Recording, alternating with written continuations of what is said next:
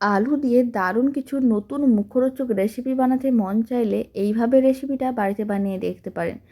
দোকান থেকে আর মুখরোচক রেসিপি কিনে খাওয়ার প্রয়োজন পড়বে না। প্রথমে দুটো আলু নিয়েছিলাম, খোসাটা ছাড়িয়ে ছোটো ছোটো টুকরো করে কেটে নিয়েছিলাম।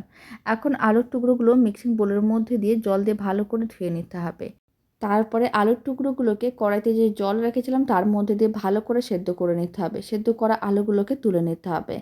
এখন সেদ্ধ আলুগুলোকে মিক্সিং বোলের মধ্যে নিয়ে ভালো করে ম্যাশ করে নিতে হবে। আর তার মধ্যে দিয়ে দিতে হবে একটা বড় সাইজের কুচনো পেঁয়াজ, অল্প একটু কুচনো কাঁচা লঙ্কা, স্বাদ অনুযায়ী লবণ, আর দিয়ে দিলাম ম্যাগি মশলা।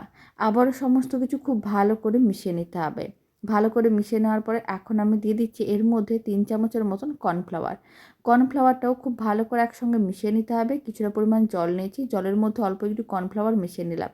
তারপর খুব ভালো করে মিশ্রণটাকে এক সাইডে রেখে দিতে হবে। এদিকে কিছুটা করে মিশ্রণ নিয়ে হাতের মুঠোর মধ্যে গোল বলের মতন করে বানিয়ে লম্বা করে একটু চ্যাপ্টা করে নিতে হবে। তারপর একটা আইসক্রিম স্টিক দিয়ে ব্যাটারের মধ্যে ডুবিয়ে ভালো করে টুকরো করে রাখা ম্যাগির মধ্যে কোট করে নিতে হবে। আর গরম তেলের মধ্যে দিয়ে উল্টে পাল্টে ভেজে নিতে হবে। এটা দেখতে অনেকটা আইসক্রিমের মতন হবে, তবে খেতে ভীষণ ভালো হয়। বাড়িতে বানিয়ে দেখতে পারেন, ছোট থেকে বড় যে কেউ খুবই পছন্দ করবে। আর বাইরে থেকে কোনো রকম স্ন্যাক্স কিনে খাওয়ার প্রয়োজন পড়বে না।